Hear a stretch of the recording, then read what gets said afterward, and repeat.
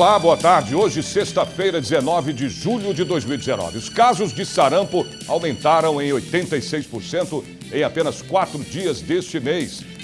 Foram de 206 para 384 entre 11 e 15 de julho. 70% foram registrados na capital paulista. 20% desta população são jovens. Amanhã, sábado, dia 20, a Secretaria Municipal de Saúde de São Paulo promove o dia D de vacinação contra o sarampo. O público-alvo são pessoas entre 15 e 29 anos. E mesmo quem já tomou a vacina ou teve a doença deve comparecer a uma unidade básica de saúde em um dos postos móveis. Saber agora de outros destaques da edição de hoje do Jornal da Assembleia. Reunião no Parlamento Paulista teve como tema de debate a telemedicina. Representantes da sociedade civil e profissionais liberais foram homenageados com a medalha NNDC pelos serviços prestados à cidade de São Paulo. Audiência pública no Legislativo Paulista debateu a mercantilização do ensino superior em São Paulo. A partir de agora, no Jornal da Assembleia. Reunião no Legislativo Paulista teve como tema de debate a telemedicina. A iniciativa partiu da deputada Janaína Pascoal, do PSL. Reunião pequena para tratar de um assunto muito importante. Mesmo no mês de recesso, parlamentares e profissionais de medicina se reuniram para tratar da telemedicina. 17 anos tendo uma reunião de telemedicina. O que aconteceu? Nesses 17 anos, nós não avançamos nessas discussões, nem na regulamentação e nem introduzimos como matéria obrigatória na formação dos modernos médicos. O que isso vai acontecer? Ele vai gerar uma defasagem entre a evolução da sociedade, que está usando de uma forma muito rápida os recursos tecnológicos, e a medicina que se mantém no seu modelo convencional. Então, eu diria que a telemedicina, hoje, precisa ser visto como algo estratégico.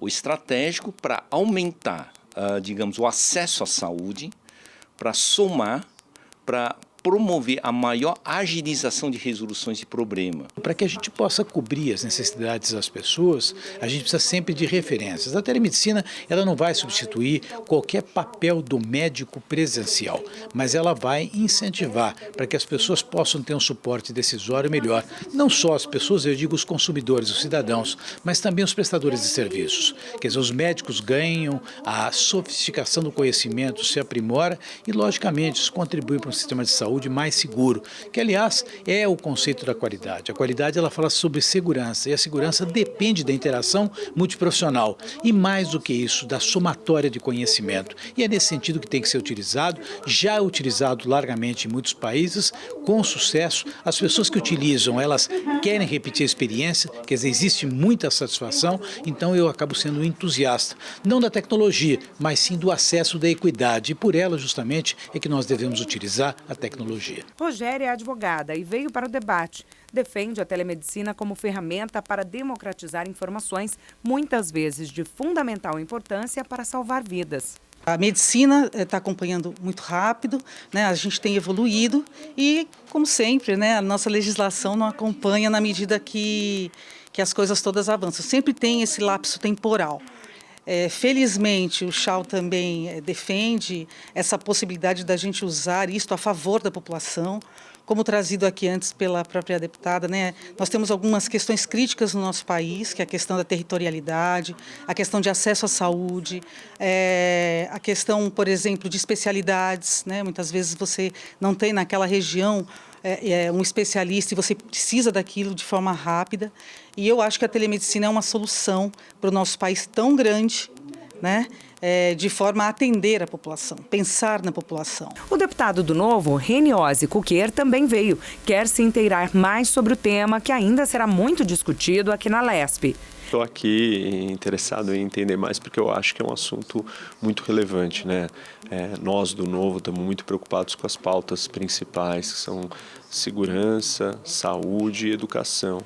Então, tudo que diz respeito a esses 3 temas, nós estamos tentando trabalhar e participar e entender o máximo possível para trazer soluções inovadoras que deem conta dos problemas que o Estado de São Paulo tem. A iniciativa foi da deputada Janaína Pascoal, do PSL, que recebeu todos em seu gabinete. Ela destacou que este é só um primeiro encontro que antecede uma audiência pública já marcada aqui na Assembleia. Eu sou uma entusiasta desse assunto, também sou da educação à distância, não por ser apaixonada por tecnologia ou por entender muito, mas por entender que essas ferramentas permitem acesso, entendeu? E aí elas passam a ser mais importantes. Tem comunidades absolutamente isoladas no país. Então, você mandar um médico para lá, muitas vezes é impossível. Mandar um médico de todas as especialidades é ainda mais impossível. Então, essas ferramentas de aproximação, elas precisam ser olhadas, entendeu? Elas precisam ser levadas em consideração. O deputado Major Meca, do PSL, preside solenidade de entrega da medalha MMDC a representantes da sociedade civil e profissionais liberais pelos serviços prestados à cidade de São Paulo. Os soldados PM Vieira e PM Beatriz foram alguns dos responsáveis pela captura de um estuprador na zona leste de São Paulo no dia 10 de maio deste ano. As vidas colocadas em risco em muitas ocorrências têm suas recompensas, o contentamento da missão cumprida. A equipe foi reconhecida com a medalha MMDC no evento. Acredito muito que o empenho de todos os policiais, a força de vontade de você querer cessar ou fazer justiça e o crime ser respondido à altura ao criminoso, acho que é o combustível para a gente permanecer e continuar fazendo o nosso trabalho. Um reconhecimento como esse é gratificante, porque é o combustível para a gente continuar aí nessa caminhada que é tão difícil e tão suada, né? Para poder trazer um pouquinho mais de segurança aí à sociedade, à população. O evento foi promovido pelo núcleo MMDC Alto Tietê Voluntário Fernando Pinheiro Franco. A sigla do movimento são as iniciais dos jovens paulistas revolucionários de 32, conhecidos como Martins, Miragaia, Trauzio e Camargo. A principal finalidade da sociedade hoje é essa, é fazer valer todos aqueles ideais, por exemplo, a lealdade, a vontade de servir ao povo, né? Isso existiu em 32 e precisa existir nos dias de hoje. Policiais militares, empresários e profissionais liberais foram homenageados com a medalha MMDC. A sensação que a gente tem quando a gente está cuidando de um policial militar é uma sensação de dever e é uma honra cuidar da pessoa que habitualmente cuida da gente no dia a dia. Toda vez que a gente vai na rua, ele está protegendo a gente. E quando eles chegam nos nossos cuidados, a gente se dedica ao máximo, porque essas pessoas merecem e precisam de todo o apoio das pessoas que eles apoiam e cuidam. O deputado Major Meca, do PSL, que presidiu a solenidade, serviu por mais de 30 anos à instituição militar. No Parlamento Paulista, tem entre suas frentes de trabalho a defesa ao respeito aos agentes de segurança do Estado e também a sua valorização. Pessoas que se preocupam em melhorar o dia a dia dos integrantes da sociedade. É o nosso objetivo hoje, homenagear e agradecer a cada um por essa consciência de que nós só faremos um Estado melhor, São Paulo só será melhor, Brasil só será melhor se um ajudar o outro, se um estiver com a mão estendida ao outro. As pesquisas para o desenvolvimento de equipamentos de alta tecnologia para tratamentos de saúde foram tema de palestras aqui na Assembleia. O ciclo de palestras faz parte de uma série de ações relacionadas à comemoração dos 60 anos da produção da primeira dose do radiofármaco iodo 131 no Brasil, produzida pelo IPEM. O Instituto de Pesquisas Energéticas e Nucleares, ele é um dos institutos da Comissão Nacional de Energia Nuclear. Ele tem vários institutos pelo país todo, e o IPEM é o maior.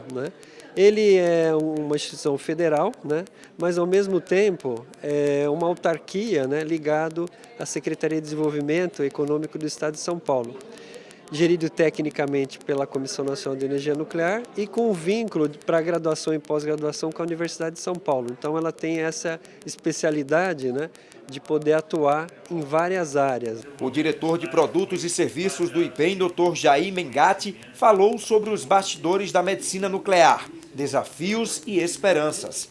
Ao longo desses mais de 40 anos, Eu não tenho dúvida de dizer que mais de 50 milhões de pessoas se beneficiaram da medicina nuclear, tanto no diagnóstico e na terapia.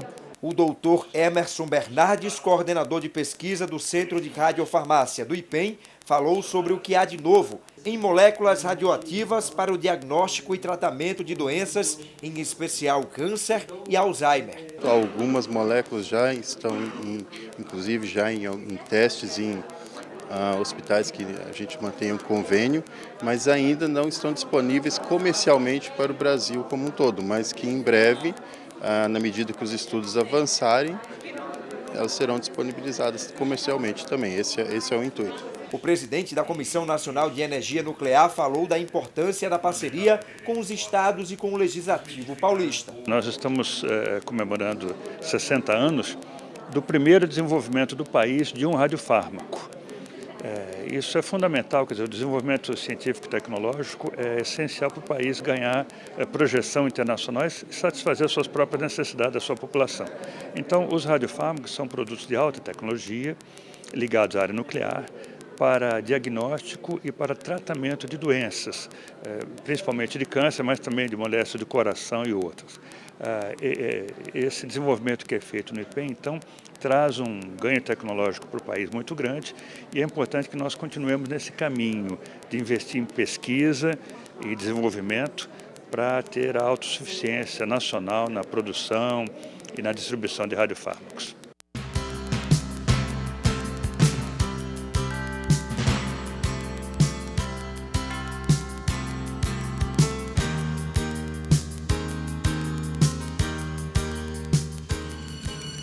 A violência contra a mulher foi discutida aqui no Parlamento Paulista. Você vai ver depois do intervalo. Até já.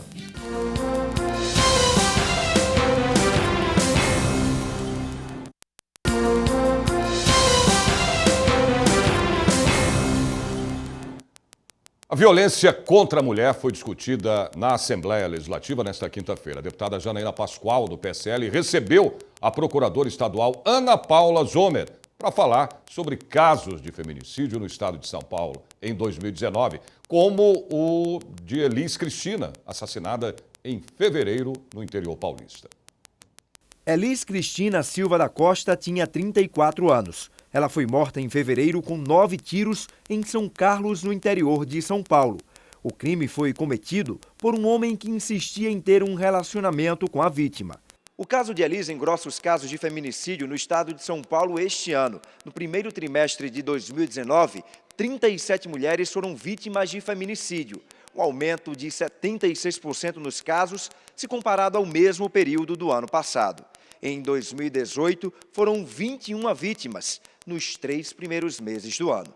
Nesta quinta, a deputada Janaína Pascoal, do PSL, recebeu em seu gabinete a procuradora do Estado, Ana Paula Zomer, para falar dos casos de violência contra a mulher. A deputada lembrou que a violência está rompendo as barreiras físicas e chegando ao meio virtual. Nesta semana, nós passamos por uma situação traumática, que uma youtuber, uma blogueira, se matou depois de ter sido, vamos dizer assim, atacada agressivamente nas redes, porque ela veio de uma situação pessoal traumática, o noivado foi desfeito, e ela decidiu fazer lá umas fotos vestida de noiva, meio que se, vamos dizer assim, tentando se fortalecer diante de uma situação real, ela fez umas fotos vestida de noiva, e ela foi muito agredida nas redes sociais, e ela não aguentou.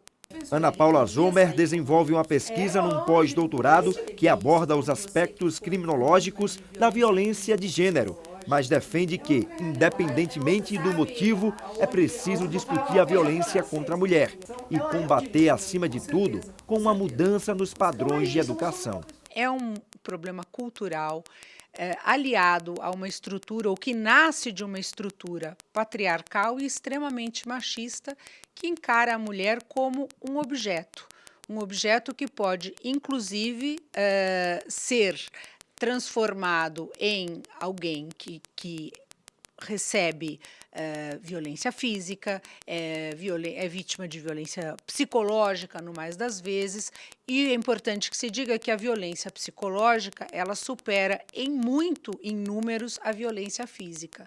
Mas é muito importante que, paralelamente à punição, nós tenhamos projetos de educação, de mudança de cultura, o que não se faz de um dia para o outro, e principalmente de tratamento desses agressores, como há projetos que já existem, não é? Para que eles entendam que esse tipo de conduta não é uma conduta que pode se repetir. Eu ouvi dentro da minha casa N vezes, filha, é melhor você ter condições de sustentar o homem que você quer ter do teu lado, né, do que você precisar procurar um homem para te sustentar. Então, assim, nós precisamos mudar a mentalidade, sabe? Ainda é uma mentalidade da mulher procurar um homem para dar sustentação, dar segurança. E com isso, eu não estou dizendo que você não tenha que ter... Eu acho que o casal tem que compartilhar as responsabilidades, as necessidades, tem que se ajudar, né? Às vezes um está numa situação melhor, vai socorrer o outro e vice-versa, mas a mulher tem que se preparar para não depender de ninguém. Isso já vai ser, assim, uma diferença anos-luz no que a gente tem nos quadros de hoje. Eu acredito verdadeiramente que o caminho para o problema da violência está na independência intelectual e financeira das mulheres. A audiência pública no Legislativo Paulista debateu a mercantilização do ensino superior em São Paulo. A audiência pública discutiu a diminuição dos investimentos para a educação. Durante o encontro, representantes do setor denunciaram as demissões em massa de professores das universidades particulares paulistas. Segundo a Federação dos Professores do Estado de São Paulo, pelo menos 500 professores foram desligados em 2019. Nesse semestre, há um movimento de demissão de 300 professores. No início do ano, houve um movimento muito grande de demissão de professores do EAD, porque o EAD é um outro segmento onde esses conglomerados econômicos buscam ganhar dinheiro. Então, eles foram atraídos para a educação pela verba fácil do FIES. Quando, depois daquela derrama que houve do dinheiro do FIES, e agora o dinheiro está um pouco mais controlado, crise, recessão, etc., eles estão num movimento de aumento de lucro exatamente pela redução de custo. E custo na universidade nada mais é do que mão de obra. Então, eles estão precarizando o salário. Esse semestre, com a Laureate e a Uninove, nós temos um movimento de demissão de quase 500 docentes, o que é um verdadeiro absurdo. Também entrou em debate os aumentos das mensalidades nas universidades particulares do Estado. Estudantes denunciam a imposição de valores por parte das instituições e a falta de diálogo. É complicado para a gente, porque está lidando com sonhos, né? Então não é simplesmente um aumento numa mensalidade ou algo do gênero. Muitas pessoas estão sendo prejudicadas, turmas inteiras estão procurando outras universidades que possam reduzir esse valor, e muitas pessoas estão desistindo dos seus sonhos. Eu, por exemplo, estou no meu último semestre e não sei se posso continuar. Tive uma resposta negativa da Unisa, eles não me concederam um desconto e não sei se poderei continuar no meu último semestre do curso. Segundo especialistas, o mercado educacional vive um processo de concentração de capital e aumento da participação de empresas estrangeiras nesse setor. Esses investidores só pensam no lucro e não na qualidade do ensino, não estão preocupados com a formação dos professores, por isso que nós estamos assistindo a uma demissão em massa de professores com boa formação, com mestrado, com doutorado, sobretudo em universidades públicas. Então eles estão sendo descartados em nome do lucro desses investidores. Representantes da CPI da venda de animais são ameaçados. Além das ofensas por redes sociais, agora há denúncia de carta anônima encontrada no gabinete de um parlamentar. Logo no começo do encontro, o relator da CPI, deputado Bruno Lima, do PSL, falou sobre uma carta encontrada pelos assessores pela manhã. Segundo ele, o texto dizia que se o parlamentar não colocasse fim à comissão de investigação, sofreria as consequências. Depois de trazer o ocorrido para a reunião, o deputado ainda exibiu um áudio também em tom ameaçador, recebido por um aplicativo de celular. O único item da pauta a ser votado foi um requerimento de autoria ainda do deputado Bruno Lima, dando conhecimento do registro de um boletim de ocorrência por calúnia e difamação. O objetivo da CPI não é perseguir ninguém, só que alguns criadores se sentiram deslocados ou até mesmo achando que eu, enquanto deputado, estou perseguindo, estou tentando dificultar o trabalho deles, E aí a gente tem recebido alguns áudios, né, dos grupos com algumas falas injuriosas, caluniosas. Foi elaborado o boletim de ocorrência, eu trouxe ao conhecimento hoje da CPI e hoje, infelizmente, um assessor nosso estava trabalhando bem cedo e jogaram uma carta ameaçando, né? Se eu não saísse da CPI, eu ia sofrer as consequências. Em seguida, começaram as oitivas. O primeiro a ser ouvido foi o vereador da cidade de São Vicente, litoral paulista, Gustavo Palmieri, que falou por quase 1 hora sobre os trabalhos realizados na cidade para a proteção dos animais e respondeu às perguntas dos parlamentares. Nosso posicionamento como pessoa, como médico veterinário, seria acabar com o comércio. Mas a gente sabe que a gente não vai conseguir acabar, mas a gente tem que regrar. E esse regramento ele passa pela fiscalização. Se a gente aumentar a regra, fazer projetos de leis específicos, fazendo com isso, seguir essas regras, eu tenho certeza que no final quem vai ganhar é o animal com o bem-estar dele. Depois foi a vez de Luísa Mel ser ouvida na CPI. Ela é presidente do instituto de mesmo nome e falou sobre a experiência com canis e criadouros no estado de São Paulo. Para as explicações mais técnicas, contou com o apoio de uma veterinária e um biólogo. De tantas denúncias que eu tenho mostrado, na verdade a polícia faz, ela me chama e eu mostrei para a sociedade a realidade nos canis, que até pouco tempo as pessoas não imaginavam. É aquela coisa, você vê aquele filhotinho lindinho na vitrine do pet shop e você não sabe como a mãe dele está, né, numa gaiola procurando uma coisa atrás da outra. O deputado José Américo, do PT, membro efetivo da comissão, comparou a solução da venda de animais com o fim da escravidão no Brasil. Enquanto você tiver a comercialização das raças, você vai ter problema do sofrimento dos animais, de um lado, e de outro, sofrimentos inclusive de natureza biológica, porque para chegar a certas raças, né, o biólogo que estava aqui falou, para chegar a certas raças, ou certas características de raça, você acaba provocando, né, problemas para os animais que são produtos desses cruzamentos. A Comissão Parlamentar de Inquérito teve os trabalhos divididos em 3 partes. Primeiro, os deputados estão ouvindo protetores de animais, ONGs e institutos. Depois, querem saber mais sobre a fiscalização destes criadouros. E, por último, serão convocados os criadores. O presidente da CPI, deputado Bruno Ganem, do Podemos, não acredita em bem-estar neste tipo de procriação e comércio, mas está otimista com os possíveis resultados da CPI. Acho que a CPI ela vai ter um papel fundamental, porque daqui nós temos pessoas de posições diversas, que ouvem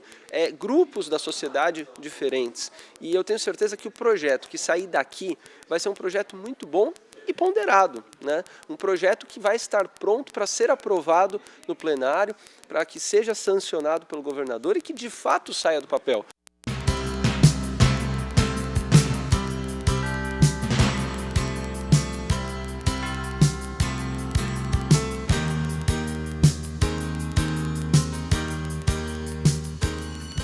O projeto de lei que tramita na Assembleia Legislativa pretende dar mais atenção a pacientes com fibromialgia. Você vai ver já já.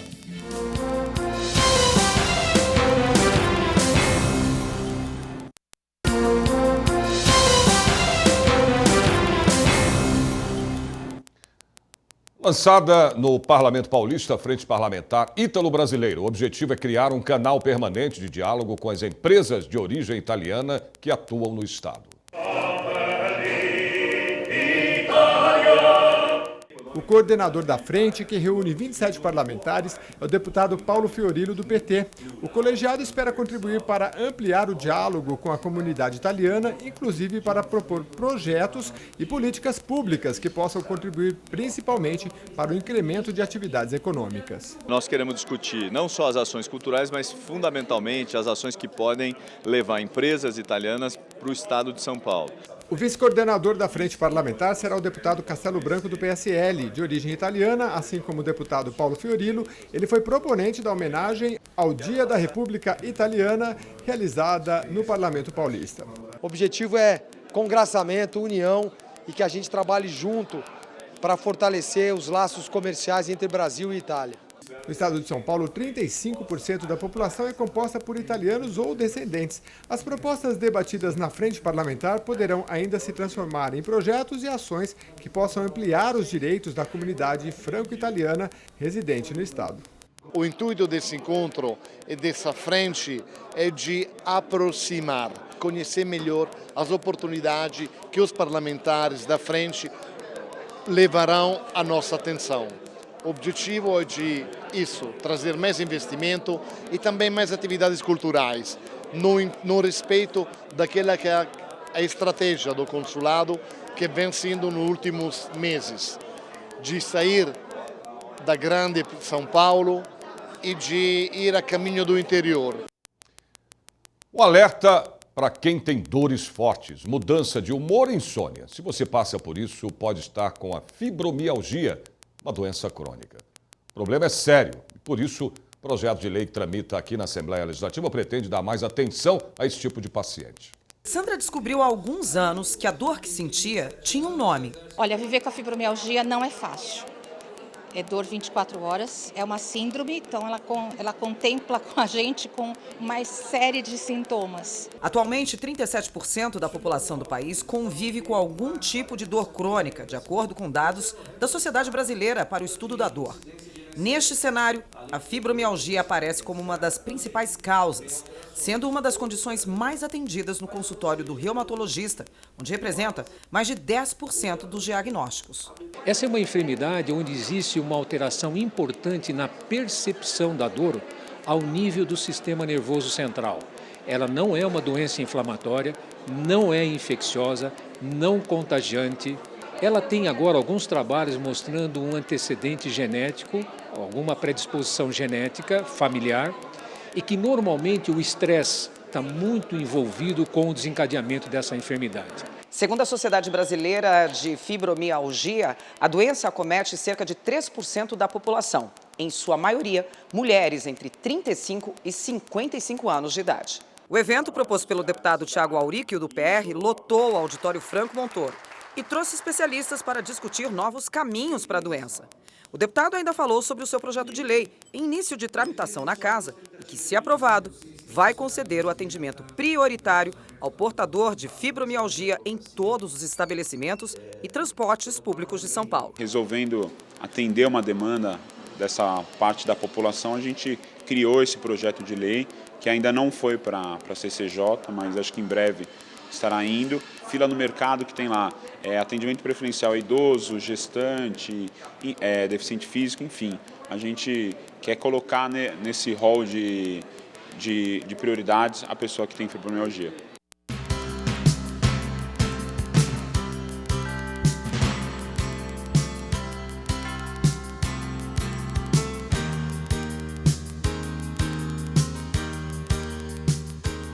Por hoje é só. O Jornal da Assembleia desta sexta-feira termina aqui. Você pode assistir também essa edição de hoje do Jornal da Assembleia no YouTube. A gente se vê de novo na segunda-feira a partir do meio-dia. Até lá e ótimo final de semana para você.